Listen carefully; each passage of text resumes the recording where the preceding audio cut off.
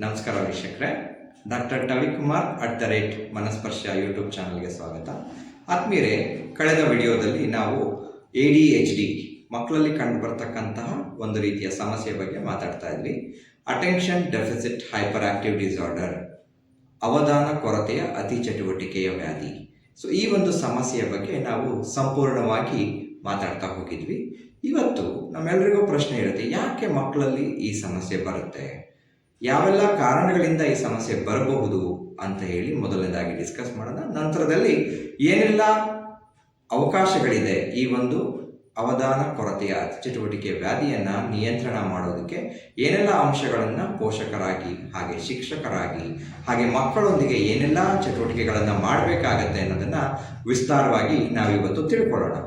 So ಆದ್ಮೇಲೆ ಮೊದಲನೇದಾಗಿ ಯಾಕೆ ADHD ಮಕ್ಕಳಲ್ಲಿ ಕಾಣಿಸ್ಕೊಳ್ಳುತ್ತೆ ಅಂತ ನೋಡೋದಾದರೆ, ಕೆಲವೊಂದು ಜೆನೆಟಿಕ್ ಫ್ಯಾಕ್ಟರ್ ಅಂತ ಕರಿತೀವಿ, ಅಂದರೆ ವಂಶವಾಹಿನಿಗಳ ಕೆಲವೊಂದು ಹೊತ್ಕೊಂಡು ಬರುವಂಥ ಕೆಲವೊಂದು ಅಂಶಗಳು ಕೂಡ ಈ ಒಂದು ADHDಗೆ ಕಾರಣ ಆಗ್ಬೋದು. ಹಾಗೆ ಎನ್ವಿರಾನ್ಮೆಂಟಲ್ ಫ್ಯಾಕ್ಟರ್ಸ್ ಅದು ಕೂಡ ಕಾರಣ ಆಗುವಂಥ ಸಾಧ್ಯತೆಗಳಿರುತ್ತೆ. ಹಾಗೆ ಪ್ರೆಗ್ನೆನ್ಸಿ ಸ್ಟ್ರೆಸ್ಸಸ್ ಇರ್ಬೋದು, ಯಾವುದೇ ಒಬ್ಬ ಪ್ರೆಗ್ನೆಂಟ್ ಲೇಡಿಯಲ್ಲಿ ಇರ್ತಕ್ಕಂತಹ ಒತ್ತಡಗಳು, ಅಂದರೆ ಪ್ರೆಗ್ನೆನ್ಸಿ ಟೈಮಲ್ಲಿ ಗರ್ಭಾಂಕರವಾದಂಥ ಸಂದರ್ಭಗಳಿಂದ ಜನನವಾಗುವಂಥ ಸಂದರ್ಭದಲ್ಲಿ ಇರ್ತಕ್ಕಂಥ ಕೆಲವೊಂದು ಸ್ಟ್ರೆಸ್ಸಸ್ ಇರ್ಬೋದು. ಹಾಗೆ ಪ್ರೆಗ್ನೆನ್ಸಿ ಟೈಮಲ್ಲಿ ಆಗ್ತಕ್ಕಂಥ ಕೆಲವೊಂದು ನ್ಯೂರೋಕೆಮಿಕಲ್ ಚೇಂಜಸ್ ಇಂದಾಗಿ ಕೂಡ ಈ ರೀತಿಯ ಸಮಸ್ಯೆಗಳು ಬರುವಂಥ ಸಾಧ್ಯತೆಗಳು ಜಾಸ್ತಿ ಇರುತ್ತೆ. ಇದೇ ಕಾರಣ ಅಂತ ಹೇಳಲಿಕ್ಕೆ ಆಗ್ತಿದ್ರು ಕೂಡ ಇದು ಯಾವುದೋ ಒಂದು ಕಾರಣ ಮಗುವಿನಲ್ಲಿ ಈ ಒಂದು ಕೊರತೆಯನ್ನು ಉಂಟಾಗಲಿಕ್ಕೆ ಕಾರಣ ಆಗಿರುತ್ತೆ. ಸೊ ಹಾಗಾಗಿ ಕೊರತೆ ಇದೆ, ಮಕ್ಕಳು ಸಮಸ್ಯೆಯನ್ನು ಎದುರಿಸ್ತಿದ್ದಾರೆ, ಅದನ್ನು ಹೇಗೆ ನಾವು ನಿಭಾವಣೆ ಮಾಡಬಹುದು ಅಥವಾ ಯಾವೆಲ್ಲ ಪರಿಹಾರಗಳನ್ನು ಕಂಡುಕೊಳ್ಬೋದು ಎಂಬುದಾಗಿ ಇವಾಗ ಒಂದೊಂದಾಗಿ ನೋಡ್ತಾ ಹೋಗೋಣ. ಆದ್ಮೇಲೆ ನಾನು ಮೊದಲೇ ತಿಳಿಸ್ದಂಗೆ ಹೆಸರೇ ಹೇಳುವಂತೆ ಅವಧಾನ ಕೊರತೆ ಇರ್ತದೆ ಇವರಲ್ಲಿ, ಹಾಗೆ ಅತಿ ಚಟುವಟಿಕೆ ಇರುತ್ತೆ, ಅಂದರೆ ಅಟೆನ್ಷನ್ ಕೊಡಲಿಕ್ಕೆ ಸಾಧ್ಯವಾಗದಂಥ ಪರಿಸ್ಥಿತಿ ಈ ಮಕ್ಕಳಲ್ಲಿ ನಾವು ಗಮನಿಸ್ತಿರ್ತೀವಿ. ಸೊ ಹಾಗೆ ಮೊದಲೇ ಹೇಳಿದೆ, ಇವರಿಗೆ IQ ಚೆನ್ನಾಗಿರುತ್ತೆ, ಆದಾಗ್ಯೂ ಕೂಡ ಇವರು ಅಕಾಡೆಮಿಕ್ಸಲ್ಲಿ ಹಿಂದೆ ಇರ್ತಾರೆ. ಯಾಕೆ ಅಂತ ನೋಡೋದಾದರೆ, ಒಂದು ವಿಷಯದ ಕಡೆಗೆ, ಒಂದು ಸಬ್ಜೆಕ್ಟ್ನ ಕಡೆ ಇರ್ಬೋದು ಅಥವಾ ಒಂದು ಕೆಲಸದ ಕಡೆ ಇರ್ಬೋದು, ಅವಧಾನವನ್ನು ಕೇಂದ್ರೀಕರಿಸೋದ್ರಲ್ಲಿ ಇವರಿಗೆ ಬಹಳ ಮುಖ್ಯವಾಗಿ ಸಮಸ್ಯೆ ಇರುತ್ತೆ. ಹಾಗಾಗಿ ಅವಧಾನವನ್ನು ಹೆಚ್ಚಿಸುವಂತಹ ಕೆಲವೊಂದು ಚಟುವಟಿಕೆಗಳನ್ನು ತೊಡಗಿಸ್ಕೊಳ್ಳೋ ಹಾಗೆ ಮಾಡೋದು ಕೂಡ ಬಹಳ ಮುಖ್ಯ ಆಗುತ್ತೆ. ಹೇಗೆ ನಮ್ಮ ಅವಧಾನವನ್ನು ಹೆಚ್ಚಿಸುವಂಥದ್ದು ಬಹಳಷ್ಟು ಜನಗಳಿಗೆ ಕಾಡುವಂಥ ಪ್ರಶ್ನೆ. ಹೇಗೆ ನಾವು ಅಟೆನ್ಷನ್ನ ಇಂಪ್ರೂವ್ ಮಾಡ್ಕೊಳ್ಬೋದು? ಬಹುಶಃ ಈ ಒಂದು ಸಮಸ್ಯೆ ಈಗ ದೊಡ್ಡವರಲ್ಲೂ ಕೂಡ ನೋಡ್ತಾ ಇದ್ದೀವಿ. ಬಹುತೇಕ ಮಕ್ಕಳಲ್ಲಿ ಈ ಒಂದು ಸಮಸ್ಯೆಗಳನ್ನು ನಾವಿವತ್ತು ಗಮನಿಸ್ತಾ ಇದ್ದೀವಿ. ಶಾಲೆಗೆ ಹೋಗುವಂಥ ನಾರ್ಮಲ್ ಮಕ್ಕಳಲ್ಲಿ ಈ ಸಮಸ್ಯೆಯನ್ನು ಗಮನಿಸ್ತಾ ಇದ್ದೇವೆ. ಸೊ ಹಾಗಾದರೆ ಹೇಗೆ ಅಟೆನ್ಷನ್ನ ಇಂಪ್ರೂವ್ ಮಾಡುವಂಥದ್ದು ಅಂತ ನೋಡೋದಾದರೆ, ಕೆಲವೊಂದು ಐ ಹ್ಯಾಂಡ್ ಕೋಆರ್ಡಿನೇಷನ್ ಆಕ್ಟಿವಿಟಿ ಅಂತ ಹೇಳಿ ಕರಿತೀವಿ. ಅಂದರೆ ಕೆಲವೊಂದು ಕಣ್ಣಲ್ಲಿ ನೋಡಿ ಕೈಯನ್ನು ಉಪಯೋಗಿಸಿ ಮಾಡುವಂಥ ಕೆಲವೊಂದು ಚಟುವಟಿಕೆಗಳು ಅಟೆನ್ಷನ್ನ ಇಂಪ್ರೂವ್ ಮಾಡುತ್ತೆ. ಹೇಗೆ ಅಂತ ನೋಡೋದಾದರೆ, ಕೆಲವೊಂದು ಡ್ರಾಯಿಂಗ್ಗಳನ್ನು ಮಾಡಿಸುವಂಥದ್ದು ಇರ್ಬೋದು, ಕೆಲವೊಂದು ಪಝಲ್ಸ್ಗಳನ್ನು ಮಾಡಿಸುವಂಥದ್ದು ಇರ್ಬೋದು, ಅದ್ರ ಜೊತೆಯಲ್ಲಿ ಈಗ ಬೀಡ್ಸನ್ನು ಜೋಡಿಸುವಂಥದ್ದು ಇರ್ಬೋದು, ಅಥವಾ ಸಾರ್ಟಿಂಗ್ ಅಂತ ಹೇಳಿ ಕರಿತೀವಿ. ಬಹುಶಃ ನೀವು ನೋಡಿರ್ತೀರಿ, ಹಿಂದಿನ ಕಾಲದಲ್ಲೆಲ್ಲ ಅಕ್ಕಿನಲ್ಲಿ ಕಲ್ಲು ಆರಿಸುವಂಥದ್ದು, ಭತ್ತ ಆರಿಸುವಂಥದ್ದು ಮಾಡ್ತಾಯಿದ್ರು. ಆ ಥರದಲ್ಲಿ ಕೆಲವೊಂದು ಕಾಳುಗಳನ್ನು ಕೊಟ್ಟು ಮನೆಯಲ್ಲೇ ಮಕ್ಕಳಿಗೆ ಅಟೆನ್ಷನ್ ಇಂಪ್ರೂವ್ ಆಗಲಿಕ್ಕೆ ಕೆಲವೊಂದು ಕಾಳುಗಳನ್ನು ಮಿಕ್ಸ್ ಮಾಡಿ ಕೊಟ್ಟು ಸಪ್ರೇಟ್ ಮಾಡಲಿಕ್ಕೆ ಹೇಳ್ಬೋದು. ಹಾಗೆ ಅದ್ರ ಜೊತೆಯಲ್ಲಿ ಚಿಕ್ಕದ್ರಿಂದ ದೊಡ್ಡದು, ಅಂದರೆ ದೊಡ್ಡದ್ರಿಂದ ಚಿಕ್ಕದು ಡ್ರಾಯಿಂಗ್ ಕೊಡುವಂಥದ್ದು, ಚಿಕ್ಕ ಚಿಕ್ಕ ಬಾಕ್ಸ್ಗಳು ಕೊಡೋದಕ್ಕಿಂತ ಮುಂಚಿತವಾಗಿ ದೊಡ್ಡ ದೊಡ್ಡ ಬಾಕ್ಸ್ಗಳಿಂದ ಚಿಕ್ಕ ಚಿಕ್ಕ ಬಾಕ್ಸ್ಗಳ ಥರ ಡ್ರಾಯಿಂಗ್ಸ್ಗಳನ್ನು ಕೊಡುವಂಥದ್ದು ಇರ್ಬೋದು. ಹಾಗೆ ಮಣಿಗಳನ್ನು ಪೋಣಿಸುವಂಥ ಆಕ್ಟಿವಿಟಿ, ಅಂದರೆ ನಾವು ದಾರಕ್ಕೆ ಮಣಿಗಳನ್ನು ಪೋಣಿಸುವಂಥ ಆಕ್ಟಿವಿಟಿಗಳನ್ನು ಕೂಡ ಕೊಟ್ಟು ಮನೆಯಲ್ಲಿ ಮಕ್ಕಳಲ್ಲಿ ಅವಧಾನವನ್ನು ಹೆಚ್ಚಿಸುವಂಥದ್ದನ್ನು ಮಾಡ್ಬೋದು. ಹಾಗೆ ಕೆಲವೊಂದು writing activity, join the dots ಇರ್ಬೋದು, ಕೆಲವೊಂದು ಪ್ರೀ ರೈಟಿಂಗ್ ಸ್ಕಿಲ್ಸ್ ಇರುತ್ತೆ. ಚಿಕ್ಕ ಮಕ್ಕಳಲ್ಲಾದರೆ ಪ್ರೀ ರೈಟಿಂಗ್ ಸ್ಕಿಲ್ಸನ್ನು ಕೊಟ್ಟು ಕೂಡ ನಾವು ಅವಧಾನವನ್ನು ಇಂಪ್ರೂವ್ ಮಾಡ್ಬೋದು. ಹಾಗೆ ಕೆಲವೊಂದು ಬ್ಲಾಕ್ಸ್ ಬರುತ್ತೆ, ಬಿಲ್ಡಿಂಗ್ ಬ್ಲಾಕ್ಸ್ ಬರುತ್ತೆ, ಜೋಡಿಸುವಂಥದ್ದು, ಹಾಗೆ ಪ್ಲ್ಯಾನಿಂಗ್ ಮಾಡುವಂಥದ್ದು, ಯಾವೆಲ್ಲ ಕೆಲಸಗಳು ಗಮನವನ್ನು ಕೇಂದ್ರೀಕರಿಸಿರುತ್ತೆ. ಅಂದರೆ ನಾವು ಕೈಯೂ ಗಮನ ಕೊಡಬೇಕಾಗತ್ತೆ, ಕಣ್ಣು ಗಮನ ಕೊಡಬೇಕಾಗುತ್ತೆ, ಸಂಪೂರ್ಣ ಒಂದು ಗಮನ ಆಕ್ಟಿವಿಟಿ ಮೇಲೆ ಇರ್ತಕ್ಕಂತಹ ಕೆಲವೊಂದು ಆಕ್ಟಿವಿಟಿಗಳನ್ನು ಕೊಡೋದ್ರ ಮುಖಾಂತರ ಮಕ್ಕಳಲ್ಲಿ ಅವಧಾನವನ್ನು ಹೆಚ್ಚಿಸ್ಬೋದು. ಹಾಗಾದರೆ ಒಂದೇ ಆಕ್ಟಿವಿಟಿ ಹೋಲ್ 1 ಗಂಟೆ ಕೊಡ್ಬೋದಾ ಅಂದರೆ ಇಲ್ಲ. ಸೊ ಯಾವುದೇ ಆಕ್ಟಿವಿಟಿ ನಾವು ಬಿಗಿನಿಂಗ್ ಕೊಡಬೇಕಾದ್ರೆ ಮಕ್ಕಳಲ್ಲಿ ಸ್ವಲ್ಪ 10 ನಿಮಿಷ 5 ನಿಮಿಷಕ್ಕೊಂದ್ಸತಿ ಆಕ್ಟಿವಿಟಿಗಳನ್ನ ಬದಲಾವಣೆ ಮಾಡಬೇಕು. ಸಸ್ಟೈನ್ ಆಗಬೇಕು ಅಂತಂದಾಗ ಅವ್ರಿಗೆ ಹೊಸದಾಗಿ ಕ್ಯೂರಿಯಾಸಿಟಿ ಹುಟ್ಟಬೇಕು, ಹೊಸ ಹೊಸ ಆಕ್ಟಿವಿಟಿಗಳು ಬೇಕಾಗುತ್ತೆ. ಹಾಗಾಗಿ ಒಂದೇ ಆಕ್ಟಿವಿಟಿಯಿಂದ ಹೋಗೋದು ಹೊರತಾಗಿ ಬೇರೆ ಬೇರೆ ಆಕ್ಟಿವಿಟಿಗಳನ್ನ ಕೊಡೋದನ್ನ ಸಾಧ್ಯ ಮಾಡಿಕೊಂಡ್ರೆ ಡೈಲಿ ಪ್ರಾಕ್ಟೀಸ್ ಮಾಡೋದ್ರಿಂದ ಕೂಡ ಅಟೆನ್ಷನ್ನ ಇಂಪ್ರೂವ್ ಮಾಡ್ಬೋದು. ನೆಕ್ಸ್ಟ್ ನೋಡೋದಾದರೆ ಇವರಲ್ಲಿ ಕೆಲವೊಂದು ಇಂಪಲ್ಸಿವಿಟಿ ಇರುತ್ತೆ. ಏನು ಇಂಪಲ್ಸಿವಿಟಿ ಅಂದರೆ ದುಡುಕು ಸ್ವಭಾವ, ಯೋಚನೆ ಮಾಡ್ದೇ ರಿಯಾಕ್ಟ್ ಮಾಡುವಂಥ ಸ್ವಭಾವ ಇರುತ್ತೆ. ಹಾಗಾಗಿ ಇವರಿಗೆ ಕೆಲವೊಂದು ವಿಚಾರವನ್ನು ರಿಪೀಟ್ ಮಾಡುವಂಥದ್ದು, ಹಾಗೂ ಕೆಲವೊಂದು ಕ್ಲೂಸ್ನ ಕೊಡುವಂಥದ್ದು. ಕೆಲವೊಂದು ಸರಿ ತುಂಬ ಹೈಪರ್ ಆಗ್ತಾರೆ, ನಾನೇ ಮೊದಲು ಹೇಳಬೇಕು, ನಾನೇ ಫಸ್ಟು ರಿಯಾಕ್ಟ್ ಮಾಡಬೇಕು, ಹಾಗೆ ನನಗೆ ಎಲ್ಲ ಗೊತ್ತಿದೆ ಅನ್ನೋಂಥ ಸಂದರ್ಭದಲ್ಲಿ ಅವ್ರಿಗೆ 1 ನಿಮಿಷ ಹೋಲ್ಡ್ ಮಾಡಿ ಹೇಳೋ ಅಂಥದ್ದು. ಈಗ ಸಪೋಸ್ ಯಾವುದೋ ಒಂದು ಪ್ರಶ್ನೆ ಕೇಳ್ತೀರಾ, ಆ ಪ್ರಶ್ನೆಗೆ ಮಗು ಆನ್ಸರ್ ಮಾಡಲಿಕ್ಕೆ ತುಂಬ ಕಾತುರರಾಗಿರುತ್ತೆ, ಉತ್ಸುಕರಾಗಿರ್ತಾರೆ. ಆ ಮೂಮೆಂಟಲ್ಲಿ ಮಗುಗೆ ಒಂದು ಸಾರಿ ಯೋಚನೆ ಮಾಡಿ ಆನ್ಸರ್ ಕರೆಕ್ಟ್ ಇದೆಯಾ ಇಲ್ವಾ ಹೇಳು.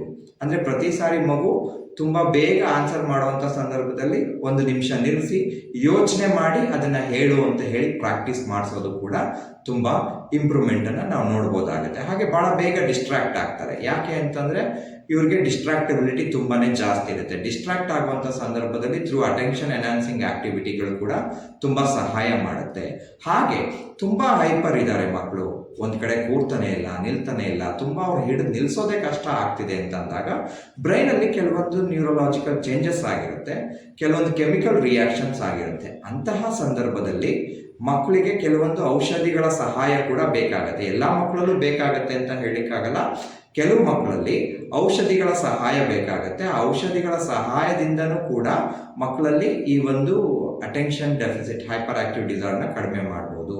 ಅಂತಹ ಅವಶ್ಯಕತೆ ಇದ್ದಾಗ, ಮೆಡಿಸನ್ನ ಅವಶ್ಯಕತೆ ಇದ್ದಂಥ ಸಂದರ್ಭದಲ್ಲಿ ಸೈಕ್ಯಾಟ್ರಿಸ್ಟ್ಗಳನ್ನ ಭೇಟಿ ಮಾಡುವಂಥದ್ದು ಬಹಳ ಮುಖ್ಯ ಆಗುತ್ತೆ. ಹಾಗೆ ಅದರ ಜೊತೆಯಲ್ಲಿ ಇವ್ರಿಗೇನಾದರೂ ಅಕಾಡೆಮಿಕ್ ಡಿಫಿಕಲ್ಟೀಸ್ ಬರ್ತಾ ಇದೆ, ಒಂದು ಕಡೆ ಅಕಾಡೆಮಿಕ್ ಫೋಕಸ್ ಮಾಡ್ಲಿಕ್ಕೆ ಆಗ್ತಾ ಇಲ್ಲ ಅಂತ ಅಂದಾಗ ಒಂದು ಬುದ್ಧಿಶಕ್ತಿ ಪರೀಕ್ಷೆ ಮಾಡಿಸೋದು ಕೂಡ ಬಹಳ ಮುಖ್ಯ ಆಗುತ್ತೆ. ಅದನ್ನು ಸೈಕಾಲಜಿಸ್ಟ್ ಮಾಡ್ತಾರೆ. ಸೈಕಾಲಜಿಸ್ಟ್ ಹತ್ರ ಬುದ್ಧಿಶಕ್ತಿ ಪರೀಕ್ಷೆ, ಮತ್ತು ಹಾಗೆ ಈ ಮಕ್ಕಳಲ್ಲಿ attention deficit hyper active disorder ಇದೆಯಾ ಇಲ್ವಾ ಅಂತ ಚೆಕ್ ಮಾಡಲಿಕ್ಕೂ ಕೆಲವೊಂದು ಟೆಸ್ಟ್ಗಳಿರುತ್ತೆ. ಆ ಟೆಸ್ಟ್ ಮಾಡೋದ್ರ ಮುಖಾಂತರ ಮಗುವಿನಲ್ಲಿ ಏನು ಸಮಸ್ಯೆ ಆಗ್ತಾ ಇದೆ, ನಾವು ಅದರಲ್ಲಿ ಡಿಫ್ರೆಂಟ್ ಕ್ಯಾಟಗರಿ ಬರುತ್ತೆ. ಇಂಪಲ್ಸಿವಿಟಿ ಇದೆಯಾ, ಇನ್ಅಟಿಟ್ಯೂಡ್ ಟೈಪ್ ಇದೆಯಾ, ಅಥವಾ ಬರೀ ಡಿಸ್ಟ್ರಾಕ್ಟಬಿಲಿಟಿ ಇದೆಯಾ. ಸೊ ಈ ರೀತಿ ಕ್ಯಾಟಗರೀಸ್ ನೋಡ್ತಾ ಹೋಗ್ತೀವಿ. ಆ ಕ್ಯಾಟಗರಿ ಆಧಾರದ ಮೇಲೆ ಕೆಲವೊಂದು ಪ್ಲ್ಯಾನ್ಸ್ ಮಾಡ್ಕೊಳ್ಬೇಕಾಗತ್ತೆ. ಅದನ್ನು ಪ್ರೊಫೆಷನಲ್ಸ್ ಮಾಡ್ಕೊಳ್ತಾರೆ. ಏನಂತಂದರೆ ಕೆಲವೊಂದು ಅಟೆನ್ಷನ್ ಎನ್ಹಾನ್ಸಿಂಗ್ ಆಕ್ಟಿವಿಟಿಗಳಿರ್ಬೋದು, ಕಾಗ್ನಿಟಿವ್ ಸ್ಕಿಲ್ಸ್ ಇಂಪ್ರೂವ್ಮೆಂಟ್ ಆಕ್ಟಿವಿಟಿಗಳಿರ್ಬೋದು, ಐ ಆ್ಯಂಡ್ ಕೋಆರ್ಡಿನೇಷನ್ ಆಕ್ಟಿವಿಟಿಗಳಿರ್ಬೋದು, ಮೋಟಾರ್ ಇಂಪ್ರೂವ್ಮೆಂಟ್ ಆಕ್ಟಿವಿಟಿಗಳಿರ್ಬೋದು. ಸೊ ಹೀಗೆ professionals based on the assessment ಪ್ರೊಫೈಲ್ನ ಇಟ್ಕೊಂಡು ಕೆಲವೊಂದು ಆಕ್ಟಿವಿಟಿಗಳನ್ನು ಪ್ರಾಕ್ಟೀಸ್ ಮಾಡ್ಕೊಳ್ತಾರೆ. ಅಂದರೆ ಬ್ರೈನ್ಗೆ ಕೆಲಸ ಕೊಡುವಂಥ ಕೆಲವೊಂದು ಆಕ್ಟಿವಿಟಿಗಳಿರುತ್ತವೆ. ಆ ಆಕ್ಟಿವಿಟಿಗಳಲ್ಲಿ ಮಗುವಿನ ಪ್ರಮಾಣಕ್ಕೆ ಆಧಾರವಾಗಿ ಮಗುವಿನ ಬೇಸ್ ಲೈನ್ ಅಂತೀವಿ, ಯಾವ ಹಂತದಲ್ಲಿದೆ ಮತ್ತು ಯಾವೆಲ್ಲ ಏರಿಯಾಸ್ನ ನಾವು ಡೆವಲಪ್ ಮಾಡಬೇಕು ಅಂತ ನಮಗೆ ಒಂದು ಔಟ್ಪುಟ್ ಸಿಗುತ್ತೆ ಅಸೆಸ್ಮೆಂಟಿಂದ. ಅದರ ಆಧಾರವಾಗಿ ನಾವು ಸ್ಟೆಪ್ ಬೈ ಸ್ಟೆಪ್ ಮಗುವಿನ ಜೊತೆ ವರ್ಕ್ ಮಾಡ್ತಾ ಹೋದಾಗ ಖಂಡಿತ ಡಿಫ್ರೆನ್ಸಸ್ನ ನೋಡ್ಬೋದು. ಹಾಗೆ ಬಹಳ ಮುಖ್ಯವಾಗಿ ಅಟೆನ್ಷನ್ ಡೆಫಿಸಿಟ್ ಹೈಪರ್ ಆಕ್ಟಿವ್ ಇರುವಂಥ ಮಕ್ಕಳಲ್ಲಿ ಮೂಲತಃ ಕಾಣುವಂಥದ್ದು ವರ್ತನಾ ಸಮಸ್ಯೆ. ಅಂದರೆ ಮಗುವಿನ ವರ್ತನೆಯಲ್ಲಿ ಅನೇಕ ರೀತಿಯಾದಂತಹ ಬದಲಾವಣೆಗಳಿರುತ್ತೆ. ಆ ಬದಲಾವಣೆ ತರಲಿಕ್ಕೆ ಕೆಲವೊಂದು ಬಿಹೇವಿಯರಲ್ ಥೆರಪೀಸ್ ಅವಶ್ಯಕತೆ ಇರುತ್ತೆ. ಅದನ್ನು ಪ್ರೊಫೆಷನಲ್ಸ್ ಮಾಡಬೇಕಾಗತ್ತೆ. ಅಂದರೆ ಯಾವ ವರ್ತನೆಗೆ ಯಾವಾಗ ಮನ್ನಣೆ ಕೊಡಬೇಕು, ಯಾವ ವರ್ತನೆಯನ್ನು ಯಾವ ರೀತಿಯಾಗಿ ಹ್ಯಾಂಡಲ್ ಮಾಡಬೇಕು. ಸೊ ಬಹುಶಃ ಇಲ್ಲಿ ಪೋಷಕರಿಗೂ ಸಹ ಮಾಹಿತಿಯ ಅವಶ್ಯಕತೆ ಇರುತ್ತೆ. ಹಾಗೆ ಮಗುವಿಗೂ ಸಹ ತನ್ನ ವರ್ತನೆಯನ್ನು ತಾನು ಅರ್ಥ ಮಾಡ್ಕೊಳ್ಳಿಕ್ಕೆ ಕೆಲವೊಂದು ಥೆರಪೀಸ್ ಮುಖಾಂತರ ಆ ಮಗುವಿಗೆ ಗೈಡೆನ್ಸ್ ಕೊಡಬೇಕಾಗತ್ತೆ. ಆ ಮಗು ಮಾಡ್ತಿರುವಂಥ ತಪ್ಪೇನು, ಯಾವ ಹಂತದಲ್ಲಿ ತಪ್ಪು ಮಾಡ್ತಿದೆ, ಹೇಗೆ ತಪ್ಪು ಮಾಡ್ತಿದೆ, ಅದರದ್ದಾಗುವಂತಹ ಸಮಸ್ಯೆಗಳೇನು, ಸವಾಲುಗಳೇನು, ಏನೆಲ್ಲ ಸಮಸ್ಯೆಗಳನ್ನ ಮಗು ಎದುರಿಸಬೇಕಾಗತ್ತೆ ಅನ್ನೋದನ್ನು ಡೀಟೇಲ್ ಆಗಿ ಥೆರಪಿ ಮುಖಾಂತರ ಆ ಮಗುವಿಗೆ ಎಕ್ಸ್ಪ್ಲೈನ್ ಮಾಡಿಸೋದ್ರಿಂದ ಖಂಡಿತವಾಗಿ ವರ್ತನೆಯಲ್ಲಿ ಕೂಡ ಮಗುವಿನಲ್ಲಿ ಬದಲಾವಣೆ ತರ್ಬೋದು. ಅದನ್ನು ಪ್ರೊಫೆಷನಲ್ ಹೆಲ್ಪ್ ಬೇಕಾಗತ್ತೆ.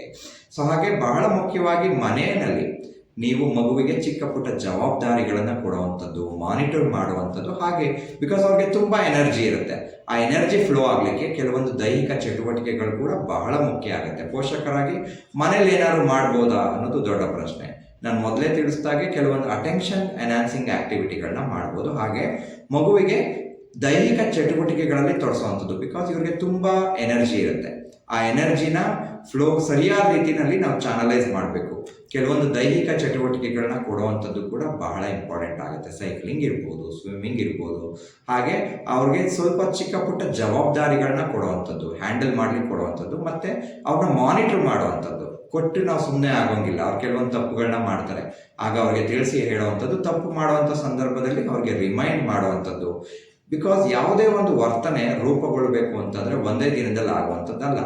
ಪ್ರತಿದಿನ ಅದಕ್ಕೆ ಇನ್ಪುಟ್ ಸಿಗ್ತಾ ಹೋಗಬೇಕಾಗತ್ತೆ. ಅದಕ್ಕೆ ತಕ್ಕ ಹಾಗೆ ರೀಇನ್ಫೋರ್ಸ್ಮೆಂಟ್ಸ್ ಕೂಡ ಸಿಗಬೇಕಾಗತ್ತೆ. ಬಹುಶಃ ರೀಇನ್ಫೋರ್ಸ್ಮೆಂಟ್ ಅಂದರೆ ನಾವೆಲ್ಲರೂ ಗೊತ್ತಿದೆ, ಏನಾದರೂ ಒಂದು ಸೂಚಿತ ವರ್ತನೆಯನ್ನು ತೋರಿಸಿದಾಗ ಅದಕ್ಕೆ ಮನ್ನಣೆ ನೀಡುವಂಥದ್ದು. ಬಹುಶಃ ನೀನಿವತ್ತು ನನಗೆ ತುಂಬ ಖುಷಿ ಆಯಿತು, ನೀನಿವತ್ತು ಮನೆಯಲ್ಲಿ ಗಲಾಟೆ ಮಾಡಿಲ್ಲ, ನನಗೆ ಬಹಳ ಖುಷಿ ಆಯಿತು, ಯಾಕೆಂದರೆ ನೀನು ಹೇಳಿದ ಕೆಲಸನೆಲ್ಲ ಇವತ್ತು ತುಂಬ ಚೆನ್ನಾಗಿ ಮಾಡಿದೀಯಾ ಅಂತ ಹೇಳಿ ನೀವು ಓರಲಿ ಹೇಳೋದ್ರ ಮುಖಾಂತರ ಇರ್ಬೋದು, ಅಥವಾ ನಿಮ್ಮ ಬಿಹೇವಿಯರಲ್ಲಿ ತೋರಿಸುವಂಥದ್ದು ಇರ್ಬೋದು.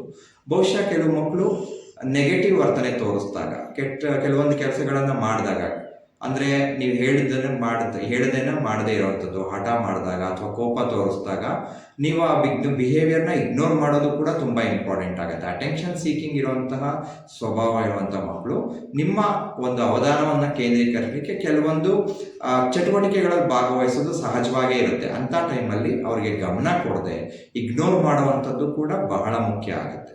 ಸೊ ಹೀಗೆ ಕೆಲವೊಂದು ಬಿಹೇವಿಯರ್ನ ಇಗ್ನೋರ್ ಮಾಡಬೇಕಾಗತ್ತೆ, ಕೆಲವೊಂದು ಬಿಹೇವಿಯರ್ಗೆ ಮನ್ನಣೆ ಕೊಡಬೇಕಾಗತ್ತೆ. ಮನ್ನಣೆ ಕೊಟ್ಟಂತಹ ಬಿಹೇವಿಯರ್ ಏನಾಗುತ್ತೆ, ಮುಂದೆ ಪದೇ ಪದೇ ರಿಫ್ಲೆಕ್ಟ್ ಆಗ್ತಾ ಹೋಗುತ್ತೆ, ಅಂದರೆ ಪದೇ ಪದೇ ಬರ್ತಾ ಹೋಗುತ್ತೆ. ಅಂದರೆ ಒಳ್ಳೆ ಬಿಹೇವಿಯರ್ ಸಿಕ್ಕಾಗ ಅದನ್ನು ಮನ್ನಣೆ ಕೊಡುವಂಥದ್ದು, ಕೆಲವೊಂದು ನೆಗೆಟಿವ್ ಬಿಹೇವಿಯರ್ ಅಂತ ಸಿಕ್ಕಾಗ ಅದನ್ನು ಇಗ್ನೋರ್ ಮಾಡುವಂಥದ್ದು ಅಥವಾ ಅದಕ್ಕೆ ಮನ್ನಣೆ ಕೊಡದೇ ಇರುವಂಥದ್ದು ಕೂಡ ಬಹಳ ಮುಖ್ಯ ಆಗುತ್ತೆ. ಹಾಗೆ ಕೆಲವೊಂದು ವರ್ತನೆಗಳನ್ನ ಮಾರ್ಪಾಡು ಮಾಡಲಿಕ್ಕೆ ಕಂಟಿನ್ಯೂಟಿ ಬಹಳ ಮುಖ್ಯ. ನೀವು ಯಾವುದೇ ರೂಲ್ಸ್ ಮತ್ತು ಫ್ರೀಡಮ್, ನಾವು ರೂಲ್ಸು ಬೇಕಾಗತ್ತೆ, ಅದ್ರ ಜೊತೆಯಲ್ಲಿ ಫ್ರೀಡಮ್ ಕೂಡ ಕೊಡಬೇಕಾಗತ್ತೆ. ಅವೆರಡನ್ನು ಸರಿಯಾದ ರೀತಿಯಲ್ಲಿ ಬ್ಯಾಲೆನ್ಸ್ ಮಾಡಬೇಕಾಗತ್ತೆ. ಎವ್ರಿ ಡೇ ಯಾವುದೇ ಒಂದು ವರ್ತನೆ ಬದಲಾಗಬೇಕು ಅಂದರೆ ಒಂದು ದಿನ ಮಾಡೋದು ಅಥವಾ 3 ದಿನ ಮಾಡೋದು, ಒಂದು ವಾರ ಮಾಡಿದ್ರೆ ಬದಲಾಗೋದಿಲ್ಲ. ಅದು ಪ್ರತಿದಿನ, ಪ್ರತಿ ಕ್ಷಣ, ಪ್ರತಿದಿನ ನೀವು ಸೆಟ್ ಮಾಡುವಂಥ ಟೈಮಲ್ಲಿ ಸೆಟ್ ಮಾಡುವಂಥ ವಿಚಾರಗಳನ್ನು ನೀವು ಫಾಲೋ ಮಾಡಬೇಕಾಗತ್ತೆ, ಅದ್ರ ಜೊತೆ ನಿಮ್ಮ ಮಗುನೂ ಫಾಲೋ ಮಾಡಬೇಕಾಗತ್ತೆ. ಆಗ ಅನೇಕ ಬದಲಾವಣೆಗಳನ್ನು ಗಮನಿಸ್ಬೋದಾಗತ್ತೆ. ಸೊ ಹಾಗಾಗಿ ಆತ್ಮೀಯರೇ, ನೀವು ಮಕ್ಕಳ ಜೊತೆ ವ್ಯವಹರಿಸುವಾಗ ಬಹಳಷ್ಟು ಜಾಗರೂಕರಾಗಿ ವ್ಯವಹರಿಸೋದು ಬಹಳ ಇಂಪಾರ್ಟೆಂಟ್ ಆಗುತ್ತೆ. ಎಸ್ಪೆಷಲಿ ADHD ಮಕ್ಕಳು ಬಹಳ ಶಾರ್ಪ್ ಇರ್ತಾರೆ, ಬಹಳ ಆಕ್ಟಿವ್ ಇರ್ತಾರೆ, ಬಹಳ ಬೇಗ ನಿಮ್ಮನ್ನು ಅರ್ಥ ಮಾಡ್ಕೊಳ್ಳೋವಂಥ ಸ್ವಭಾವ ಇರುತ್ತೆ ಅವ್ರಿಗೆ. ಹಾಗಾಗಿ ಮ್ಯಾನಿಪುಲೇಟಿವ್ ಕೂಡ ಇರ್ತಾರೆ. ಸೊ ಹಾಗಾಗಿ ನೀವು ರೂಲ್ಸ್ಗಳನ್ನು ಸೆಟ್ ಮಾಡುವಾಗ ಮಕ್ಕಳ ಜೊತೆ ಕೂತ್ಕೊಂಡು ರೂಲ್ಸ್ ಸೆಟ್ ಮಾಡಿ, ಅವ್ರಿಗೆ ಅರ್ಥ ಮಾಡಿಸಿ ಫಸ್ಟ್ ರೂಲ್ಸ್ ಏನು, ಯಾತಕ್ಕೆ ಬೇಕಾಗತ್ತೆ, ಯಾತಕ್ಕೆ ಈ ರೂಲ್ಸ್ ಮಾಡ್ತಿದ್ದೀನಿ ಅಂತ. ಹಾಗೆ ಒಂದೊಂದಾಗಿ ಸೆಟ್ ಮಾಡಿ. At A time 5 rules 6 rules ಆದರೆ ಯಾರು ಕೂಡ ಫಾಲೋ ಮಾಡೋದಿಲ್ಲ. ಸೊ ಹಾಗಾಗಿ ಒಂದೊಂದಾಗಿ ಸ್ಟೆಪ್ ಬೈ ಸ್ಟೆಪ್ನ ಫಾಲೋ ಮಾಡ್ತಾ ಹೋಗಿ. ಆ ಮಗು ಒಂದು ಒಳ್ಳೆ ವರ್ತನೆ ತೋರಿಸಿದಾಗ ರೀಇನ್ಫೋರ್ಸ್ಮೆಂಟ್ ಕೊಡುವಂಥದ್ದು. ರೀಇನ್ಫೋರ್ಸ್ಮೆಂಟ್ ಹೇಗೆ, ನಾವು ಯೂಶಲಿ ಚಾಕ್ಲೇಟ್ ಕೊಡ್ತೀನಿ ಈ ಕೆಲಸ ಮಾಡು, ಅಥವಾ ಮೊಬೈಲ್ ಕೊಡ್ತೀನಿ ಈ ಕೆಲಸ ಮಾಡು. ರೀಇನ್ಫೋರ್ಸ್ಮೆಂಟ್ ಯಾವುದೇ ರೀತಿಯಾದಂತಹ ಫುಡ್ ಆಗಿರಬಾರ್ದು, ಎಲೆಕ್ಟ್ರಾನಿಕ್ ಗ್ಯಾಜೆಟ್ ಆಗಿರಬಾರ್ದು. ಅವ್ರಿಗೆ ಒಳ್ಳೆ ಮಾತುಗಳನ್ನು ಹೇಳುವಂಥದ್ದು ಇರ್ಬೋದು, ಬೇರೆಯವ್ರ ಜೊತೆ ಗುರುತಿಸೋವಂಥದ್ದು ಇರ್ಬೋದು, ನಿಮ್ಮ ಎಕ್ಸ್ಪ್ರೆಷನ್ಸಲ್ಲಿ ತೋರಿಸೋವಂಥದ್ದು ಇರ್ಬೋದು. ಈ ರೀತಿಯಾಗಿ ಕೆಲವೊಂದು ಪಾಸಿಟಿವ್ ರೀಇನ್ಫೋರ್ಸ್ಮೆಂಟ್ನ ಮಗು ಜೊತೆ ಕೊಡೋದ್ರಿಂದ ಕೂಡ ವರ್ತನೆಯಲ್ಲಿ ಬದಲಾವಣೆ ಮಾಡ್ಬೋದಾಗುತ್ತೆ. ಆದ್ಮೇಲೆ ಕೆಲವೊಂದು ತುಂಬ ಸಿವಿಯರ್ ಇದ್ದಾಗ, ಅಂದರೆ ತುಂಬ ಹೈಪರ್ ಇದ್ದಾರೆ, ಮಗು ಕಂಟ್ರೋಲ್ ಮಾಡಲಿಕ್ಕೆ ಆಗ್ತಿಲ್ಲ, ನಾನು ಈ ಥರ ಸ್ಟೆಪ್ಸ್ನೆಲ್ಲ ಫಾಲೋ ಮಾಡಿದ್ದೀನಿ ಆದರೂ ಕೂಡ ಕಷ್ಟ ಆಗ್ತಿದೆ ಅಂತ ಅಂದಾಗ, ಅಂತಹ ಸಂದರ್ಭದಲ್ಲಿ ಸೈಕ್ಯಾಟ್ರಿಸ್ಟ್ನಾಗಲಿ ಅಥವಾ ಸೈಕಾಲಜಿಸ್ಟ್ನಾಗಲಿ ಭೇಟಿ ಆಗೋದ್ರಲ್ಲಿ ತಪ್ಪಿಲ್ಲ. ಖಂಡಿತವಾಗಿಯೂ ಅವರನ್ನು ಭೇಟಿ ಮಾಡಿ ಸೂಚನೆ ಸಲಹೆಗಳನ್ನು ಪಡ್ಕೊಳ್ಳೋದ್ರ ಮುಖಾಂತರ ಖಂಡಿತವಾಗಿಯೂ ಈ ಒಂದು ಸಮಸ್ಯೆಯಿಂದ ನಿಮ್ಮ ಮಗುವನ್ನು ಆಚೆ ತರ್ಬೋದು. ನಾನು ಮೊದಲೇ ಹೇಳಿದಾಗೆ ಇವರಲ್ಲಿ ಬುದ್ಧಿಶಕ್ತಿ ಚೆನ್ನಾಗಿರುತ್ತೆ. ಆ ಬುದ್ಧಿಶಕ್ತಿನ ಸರಿಯಾದ ರೀತಿಯಲ್ಲಿ ಚಾನಲೈಸ್ ಮಾಡಿದ್ರೆ ಖಂಡಿತವಾಗಿಯೂ ಇವರು ದೇಶಕ್ಕೆ ಒಳ್ಳೆ ಪ್ರಜೆ ಆಗ್ತಾರೆ, ಹಾಗೆ ಒಳ್ಳೆಯ ಸಾಧನೆ ಮಾಡುವಂತಹ ಮಕ್ಕಳು ಕೂಡ ಆಗ್ತಾರೆ ಅಂತ ಹೇಳ್ತಾ, ಅಂಥ ಮಕ್ಕಳನ್ನು ದಯಮಾಡಿ ಗುರುತಿಸಿ, ಹಾಗೆ ಅವ್ರಿಗೆ ಅವಶ್ಯಕತೆ ಇದ್ದಲ್ಲಿ ಕೆಲವೊಂದು ಸಹಾಯ ಹಸ್ತನ ಕೊಡಿ ಅಂತ ಹೇಳ್ತಾ, ಮುಂಬರುವ ದಿನಗಳಲ್ಲಿ ಮತ್ತಷ್ಟು ಮಕ್ಕಳ ವಿಷಯಗಳನ್ನು ಹಾಗೆ ಮನಃಶಾಸ್ತ್ರಕ್ಕೆ ಸಂಬಂಧಪಟ್ಟ ವಿಚಾರಗಳನ್ನು ನಿಮ್ಮ ಮುಂದೆ ಹಂಚ್ಕೊಳ್ತಾ ಬರ್ತೀನಿ. ಅಲ್ಲಿವರೆಗೆ ಧನ್ಯವಾದಗಳು. Thank you.